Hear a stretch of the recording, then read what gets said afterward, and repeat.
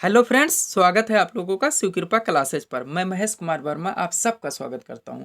दोस्तों, ये वीडियो हमारा एसएससी जीडी 2022 का टेस्ट सीरीज नंबर 20 है, जिसमें हम लोग सामान्य अध्ययन यानी जीके व जीएस के महत्वपूर्ण प्रश्नों को कवर करेंगे और देखेंगे कि यहाँ से हमारे कितने क्वेश्चन सॉल्व हो रहे हैं। दोस्तों, ये सारे टेस्ट सीरीज हमारे आपके एसएससी जीडी 2022 के टीयर 1 एग्जाम के संभावित प्रश्नों पे बनाए जा रहे हैं। तो दोस्तों, आप लोग इन्हें कॉन्सेंट्रेट होकर सॉल्व करें।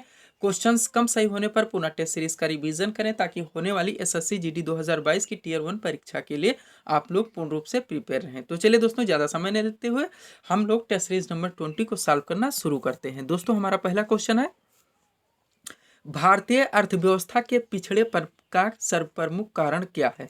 यानी भारतीय अर्थव्यवस्था का जो पिछड़ापन है उसका दोस्तों जो प्राथमिक रूप से कारण होते हैं वो हमें बताने हैं। ए नंबर विकल्प है परंपरागत कृषि व्यवस्था, बी नंबर विकल्प है देश की विशाल जनसंख्या, सी नंबर विकल्प है उद्योगों का विकास और डी है उपरोक्त सभी। तो दोस्तों, हमारे यहाँ जो अर्थव्यवस्था पिछड़ी हुई है, आप थोड़ा सा कॉमन सेंस लगाइए तो उसमें दोस्तों जो प्राथमिक रूप से कारण है वो सब क्या हैं। तो आप देखेंगे दोस्तों कि हमारे यहाँ परंपरागत कृषि व्यवस्था भी है, यानी विकल्प नंबर ये। देश की विशाल जनसंख्या भी है दोस्तों, आप लोग जानते हैं 1 अरब 35 करोड़ के आसपास चल रही है। उसके बाद उद्योगों का यहाँ अल्प विकास है, यानी ये तीनों कारण हो जाएंगे दोस्तों। तो हमारा आंसर बनेगा विकल्प नंबर डी, यानी ये सभी कारण दोस्तों हमारे देश की आर्थिक व्यवस्था के पिछड़ेपन के। परंपरागत कृषि व्यवस्था, देश की विशाल जनसंख्या, उद्योगों का अल्प विकास। अब जैसे भी दोस्तों आपको कूट के हिसाब से विकल्प दिए जाएंगे, आप आंसर कर लीजिएगा। नेक्स्ट क्वेश्चन देखेंगे, क्वेश्चन नंबर 2 को।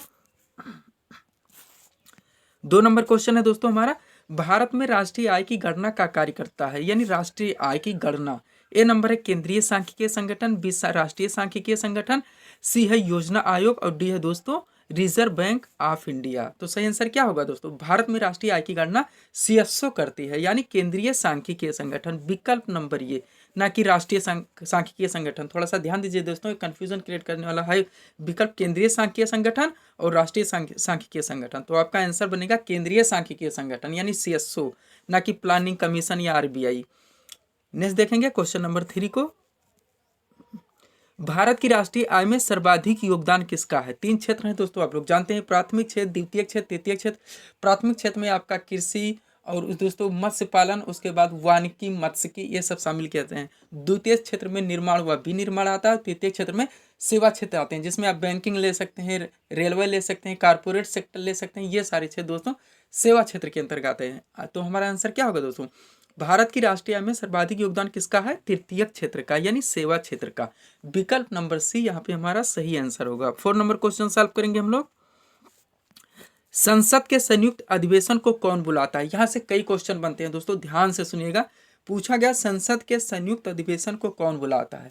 तो दोस्तों, संसद के संयुक्त अधिवेशन को बुलाना और उन्हें संबोधित करना और संसद के निचले सदन को यानी लोकसभा को भंग, ये तीनों का राष्ट्रपति के द्वारा किया जाता है। यानी संसद के संयुक्त अधिवेशन को बुलाता राष्ट्रपति ही है, उसके बाद उनको संबोधित भी राष्ट्रपति ही करता है, और संसद के जो निचला सदन लोकसभा होता है उसको भंग करने का काम भी राष्ट्रपति के द्वारा ही किया जाता है। तो हमारा आंसर होगा दोस्तों विकल्प नंबर ये, राष्ट्रपति। उसके बाद ये क्वेश्चन यहाँ से और बनता है दोस्तों, संसद के संयुक्त अधिवेशन की अध्यक्षता कौन करता है। तब आपका आंसर लोकसभा अध्यक्ष होगा। यानी बुलाना, संबोधन करना और संसद के निचले सदन को भंग करना, ये सारे कार्य राष्ट्रपति के द्वारा किए जाते हैं, लेकिन संसद के संयुक्त अधिवेशन की अध्यक्षता लोकसभा अध्यक्ष के द्वारा की जाती है। 5 नंबर क्वेश्चन देखेंगे, राष्ट्रपति के निर्वाचक मंडल में शामिल होते हैं। यानी दोस्तों राष्ट्रपति का जब निर्वाचन होता है आनुपातिक प्रतिनिधित्व प्रणाली के द्वारा दोस्तों एकल सक्रिय मतदान के द्वारा अप्रत्यक्ष रूप से किया जाता है। तो उसमें दोस्तों कौन कौन शामिल होते हैं ये हमें बताना है। ये चीज़ ध्यान दीजिएगा दोस्तों, कभी कभी पूछा आता है राष्ट्रपति की चुनाव किस विधि के द्वारा होती है, तो आनुपातिक प्रतिनिधित्व प्रणाली के द्वारा होती है। ये भी आपको विकल्प में मिलेगा। अब यहाँ बताना दोस्तों कौन कौन शामिल होते हैं। ए नंबर स्टेटमेंट है संसद के दोनों सदनों के सदस्य तथा राज्यों की विधानसभाओं के निर्वाचित सदस्य, जो कि गलत हो जाएगा। संसद के दोनों सदनों के सदस्य तथा राज्यों की विधानसभाओं के निर्वाचित सदस्य, ए नंबर स्टेटमेंट हमारा गलत है। बी है दोस्तों संसद के दोनों सदनों के निर्वाचित सदस्य तथा राज्यों की विधानसभा, विधान परिषद शामिल नहीं है, तो बी भी गलत हो जाएगा। सी है दोस्तों संसद के दोनों सदनों के निर्वाचित सदस्य तथा राज्यों की विधानसभाओं के निर्वाचित सदस्य, ये हमारा सही होगा दोस्तों। राष्ट्रपति के निर्वाचक मंडल में संसद के दोनों सदनों के निर्वाचित सदस्य, मनोनीत नहीं, निर्वाचित सदस्य, लोकसभा व राज्यसभा के निर्वाचित सदस्य तथा राज्यों की विधानसभा, विधान परिषद शामिल नहीं होगी, राज्यों की विधानसभाओं के निर्वाचित सदस्य मिलकर राष्ट्रपति का निर्वाचन करते हैं, यानी विकल्प नंबर सी यहाँ पे हमारा सही आंसर होगा। वहीं उपराष्ट्रपति पूछा जाए दोस्तों, तो संसद के दोनों सदनों यानी लोकसभा राज्यसभा के निर्वाचित सदस्य मिलकर उपराष्ट्रपति का निर्वाचन करते हैं, यानी विकल्प नंबर डी तब हमारा सही होगा। अगर उपराष्ट्रपति पूछा जाए तो विकल्प नंबर डी होगा, राष्ट्रपति पूछा जाए तो विकल्प नंबर सी होगा। नेक्स्ट देखेंगे दोस्तों 6 नंबर क्वेश्चन, ऑपरेशन फ्लड का संबंध बताना दोस्तों। क्वेश्चन नंबर 6 में ऑपरेशन फ्लड का संबंध, तो हमारा सही आंसर होगा दोस्तों दुग्ध उत्पादन से, बिल्कुल फैक्चुअल क्वेश्चन है, विकल्प नंबर ये यहाँ पे हमारा सही आंसर होगा। 7 नंबर क्वेश्चन देखेंगे हम लोग, न्यू द्वीप विवाद किन देशों के बीच है ये बताना है। 7 नंबर क्वेश्चन में बार बार पूछा गया क्वेश्चन है दोस्तों, वेरी इंपॉर्टेंट क्वेश्चन है। तो सबसे पहले दोस्तों ये जान लीजिए न्यू द्वीप स्थित कहाँ, तो ये बंगाल की खाड़ी में स्थित है। कहाँ पे, बंगाल की खाड़ी में। अब दोस्तों थोड़ा सा आप ध्यान देंगे तो बंगाल की खाड़ी के आसपास कौन सा देश स्थित है जिससे विवादित हो सकता है, तो बांग्लादेश है। यानी भारत और बांग्लादेश के बीच में आप विकल्प देखेंगे तो आपको तुरंत आंसर मिल जाएगा, क्योंकि बंगाल की खाड़ी में स्थित है, तो भारत और बांग्लादेश के बीच में विवाद इसका चल रहा है, यानी विकल्प नंबर ये यहाँ पे हमारा सही आंसर होगा। नेक्स्ट देखेंगे क्वेश्चन नंबर 8 है दोस्तों, सरदार सरोवर परियोजना, बार बार सुनते चले यहाँ दोस्तों, स्टेच्यू ऑफ यूनिटी यानी सरदार वल्लभ भाई की सबसे ऊंची मूर्ति विश्व की लगाई गई है। अब पूछा गया दोस्तों किस नदी पर बनाई गई है, तो नर्मदा नदी हमारा आंसर होगा, यानी विकल्प नंबर ये। ऐसे ही दोस्तों बहुत ईजी तरह से आप आंसर निकाल सकते हैं।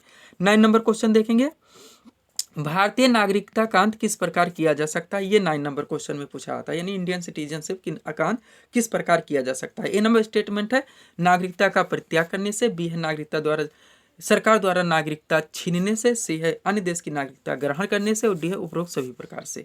तो हमारा आंसर क्या होगा दोस्तों, भारतीय नागरिकता का अंत किस प्रकार किया जा सकता है, तो नागरिकता का परित्याग करने से भी नागरिकता का अंत हो जाता है, सरकार द्वारा नागरिकता छीन लेने से भी नागरिकता का अंत हो जाता है, अन्य देश की नागरिकता ग्रहण करने से भी दोस्तों नागरिकता का अंत हो जाता है, यानी हमारा आंसर होगा विकल्प नंबर डी, उपरोक्त सभी प्रकार से नागरिकता का अंत किया जा सकता है। नेक्स्ट देखेंगे 10 नंबर क्वेश्चन, काली मिट्टी का विस्तार पूछा गया है दोस्तों।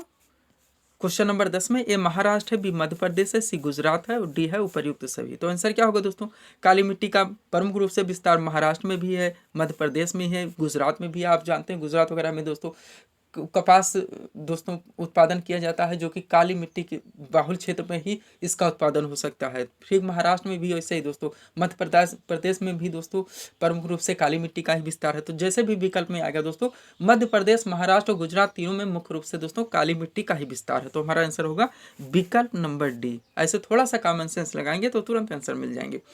सब्सक्राइब करें दोस्तों आप हमारे चैनल शिव कृपा क्लासेस को इसी तरह के वीडियोस के लिए। 11 नंबर क्वेश्चन देखेंगे, संपत्ति के अधिकार को किस संविधान संशोधन के द्वारा हटा दिया गया।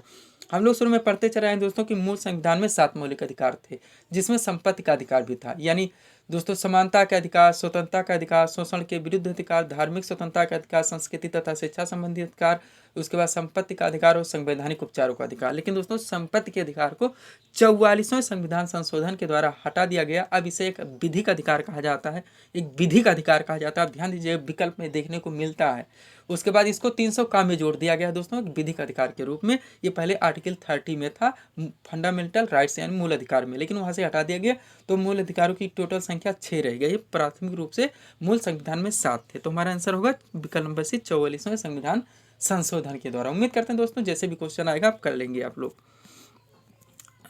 क्वेश्चन नंबर 12 दोस्तों, तमिलनाडु में शीतकालीन वर्षा का कारण। यहाँ से कई क्वेश्चन बनते हैं दोस्तों।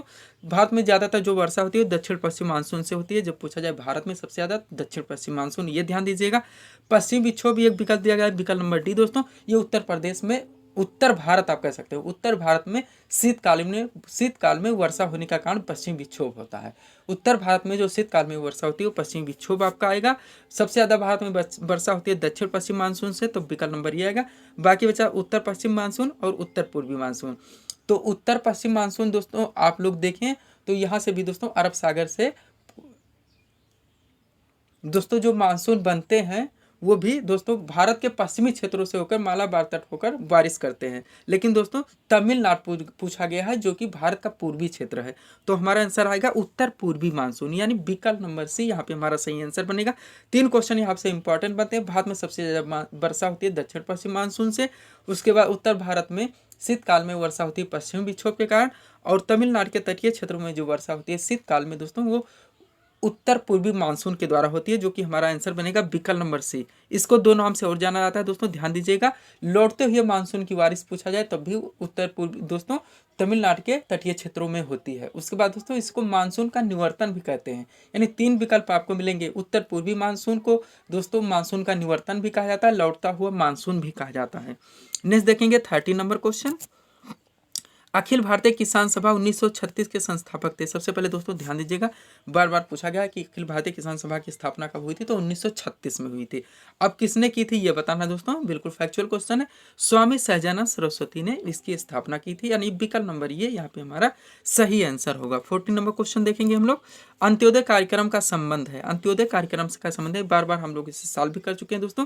गरीबों में भी न्यूनतम गरीबों का उत्थान, वेरी वेरी इंपॉर्टेंट क्वेश्चन है दोस्तों, इसलिए इसे हम टेस्ट सीरीज से हटा नहीं रहे हैं। अंत्योदय कार्यक्रम का संबंध है गरीबों में भी न्यूनतम गरीबों का उत्थान, यानी गरीबों में भी न्यूनतम गरीबों की मदद करना। नेक्स्ट देखेंगे 15 नंबर क्वेश्चन। यूनेस्को का अर्थ बताना दोस्तों। यूनेस्को का कार्यालय कहाँ पे है दोस्तों, मुख्यालय, तो ये पेरिस में है, जो कि फ्रांस की राजधानी है। सबसे पहले ये जान लीजिए दोस्तों।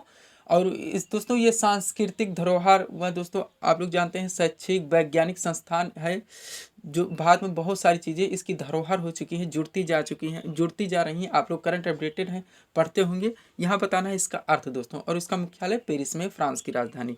तो यूनेस्को UNESCO यानी United Nations educational scientific and cultural organisation, इसका पूरा नाम है। इसका हिंदी अर्थ होगा दोस्तों संयुक्त राष्ट्र शैक्षिक वैज्ञानिक एवं सांस्कृतिक संगठन, यानी विकल्प नंबर सी यहाँ पे हमारा सही आंसर होगा। यूनेस्को का अर्थ है, उसका मुख्यालय फ्रांस की राजधानी पेरिस में है।